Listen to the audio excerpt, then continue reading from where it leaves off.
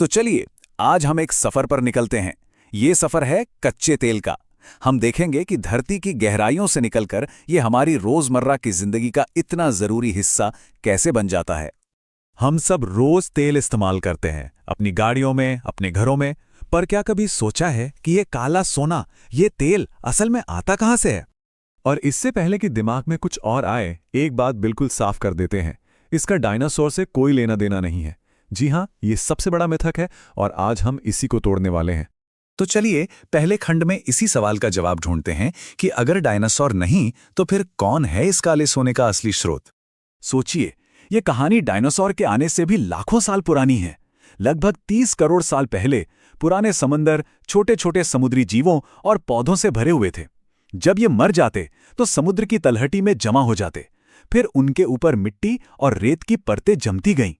करोड़ों साल तक जमीन की बेहिसाब गर्मी और दबाव ने इन दबे हुए अवशेषों को पहले एक मोम जैसे पदार्थ केरोजन में बदला और फिर आखिरकार वही केरोजन आज के कच्चे तेल में बदल गया। तो तेल तो बन गया, लेकिन वो धरती में मीलों नीचे फंसा हुआ है। अब असली चुनौती शुरू होती है, इस छिपे हुए खजाने को खोजना और बाहर निकालना। अब तेल खोजना कोई आसान काम तो है नहीं। इसके लिए बहुत ही हाईटेक तरीकों का इस्तेमाल होता है। जमीन पर बड़े बड़े ट्रक जमीन में कंपन पैदा करते हैं और इन कंपनों की गूंज से जमीन के नीचे की तस्वीर बनाई जाती है। वहीं समंदर में जहाज पानी के अंदर ध्वनि तरंगें भेजते हैं और पानी के नीचे लगे खास माइक्रोफोन यानी हाइड्रोफोन उन तरंगों को सुनकर बताते हैं कि समुद्र तल के नीचे तेल कहाँ छिपा हो सकता है। जरा इस नंबर पर गौर कीजिए, 40,000 फीट। ये अब तक खोदे गए सबसे गहरे तेल के कुएं की गहराई है। अंदाजा लगाइए, ये माउंट एवरेस्ट की ऊंचाई से भी ज्यादा है। तेल का कुआं खोदना भी एक बहुत ही सटीक काम है। सबसे पहले जमीन के ऊपरी हिस्से में एक छेद करके उसे सीमेंट से पक्का करते हैं ताकि पीने का पानी सुरक्षित रहे। फिर एक हाईटेक ड्रिल बेड चट्टानों को काटती हुई नीचे जाती है। ड्रिल को ठंडा रखने के लिए एक खास तरह का कीचड़ इस्तेमाल होता है। जैसे जैसे कुआं गहरा होता जाता है, उसे स्टील के पाइपों से मजबूत करते जाते हैं और जब ड्रिल तेल तक पहुंच जाती है तो एक खास गन से छोटे छोटे छेद किए जाते हैं जिनसे तेल रिस कर पाइप में आने लगता है। और ये देखिए, समंदर के बीचों बीच खड़े ये विशाल स्ट्रक्चर, ये इंजीनियरिंग के कमाल हैं सच में। इन्हें बनाने और चलाने में अरबों डॉलर और दुनिया की सबसे एडवांस्ड टेक्नोलॉजी लगती है। ठीक है, तो हमने कच्चा तेल जमीन से निकाल लिया, लेकिन ये तो अभी भी एक गाढ़ा काला पदार्थ है, हमारे किसी काम का नहीं। अब इसे काम की चीजों में बदलने का वक्त है। इस काले सोने को काम की चीजों में बदलने का जादू होता है रिफाइनरी में। इस प्रोसेस का नाम है फ्रैक्शनल डिस्टिलेशन। इसमें कच्चे तेल को 400 डिग्री सेल्सियस से भी ज्यादा पर गर्म किया जाता है।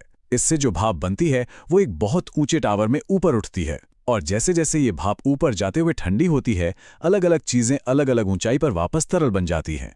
तो जरा इस स्टार के अंदर के सफर को समझते हैं। सबसे नीचे जहां सबसे ज्यादा गर्मी है वहां डामर जैसी भारी चीजें बनती हैं। थोड़ा ऊपर उठने पर जहाजों में इस्तेमाल होने वाला तेल, फिर डीजल और उसके ऊपर पेट्रोल बनता है। और टावर के बिल्कुल टॉप पर जहां सबसे ज्यादा ठंडक होती है वहां एलपीजी जैसी सबसे हल्की गैसें जमा होती हैं। मतलब एक ही कच्चे तेल से कितनी सारी अलग अलग चीजें निकल आती हैं। तो अब जब हमारे पास पेट्रोल, डीजल और बाकी प्रोडक्ट्स हैं, तो चलिए देखते हैं कि हमारी मॉडर्न दुनिया इन पर कितना ज्यादा निर्भर है। जब कच्चे तेल का एक बैरल रिफाइन होता है तो उससे क्या क्या बनता है, ये आंकड़े आपको हैरान कर देंगे। लगभग 45% तो सिर्फ पेट्रोल बन जाता है और करीब 22% डीजल। इससे साफ पता चलता है कि इसका सबसे बड़ा इस्तेमाल तो हमारी गाड़ियों को सड़कों पर दौड़ाने में ही होता है। लेकिन कहानी सिर्फ पेट्रोल डीजल पर खत्म नहीं होती। जरा अपने चारों तरफ नजर दौड़ाइए। जो प्लास्टिक हम इस्तेमाल करते हैं, बहुत सी दवाइयाँ, मशीनों को चलाने वाले लुब्रिकेंट्स, यहाँ तक कि कॉस्मेटिक्स और सड़कें बनाने वाला डामर भी, ये सब कुछ पेट्रोलियम से ही बनता है। हमारी दुनिया सचमुच तेल के बिना अधूरी है। तेल ने हमें बहुत कुछ दिया है, ये तो साफ है, लेकिन हर कहानी के दो पहलू होते हैं, तो अब इसकी पर्यावरणीय कीमत को भी समझना जरूरी है। देखिए, तेल निकालने से लेकर इस्तेमाल करने तक पर्यावरण पर असर पड़ता है। इससे पानी, हवा और मिट्टी के प्रदूषण का खतरा रहता है। इन चुनौतियों से निपटने के लिए इंडस्ट्री कई कदम उठाती है, जैसे गंदे पानी को साफ करना, हवा को साफ रखने के लिए चिमनियों में फिल्टर लगाना और दुर्घटनाओं से बचने के लिए कड़े सुरक्षा नियम बनाना। ये एक लगातार चलने वाली चुनौती है। अब ये साल देखिए, 2067। बीपी के एक अंदाजे के मुताबिक अगर हम आज की रफ्तार से ही तेल निकालते और इस्तेमाल करते रहे तो शायद इस साल तक हमारे जाने पहचाने तेल के भंडार खत्म हो सकते हैं। ये कोई पत्थर की लकीर नहीं है, पर हाँ एक चेतावनी जरूर है जो हमें भविष्य के बारे में सोचने पर मजबूर करती है। तो यहाँ एक बहुत बड़ा सवाल खड़ा होता है। तेल ने हमारी आज की मॉडर्न दुनिया की नींव रखी है, पर जब ये सीमित संसाधन कम होने लगेगा तो अगली दुनिया को ताकत कौन सी चीज देगी? ये एक ऐसा सवाल है जिसका जवाब हम सबको मिलकर खोजना होगा।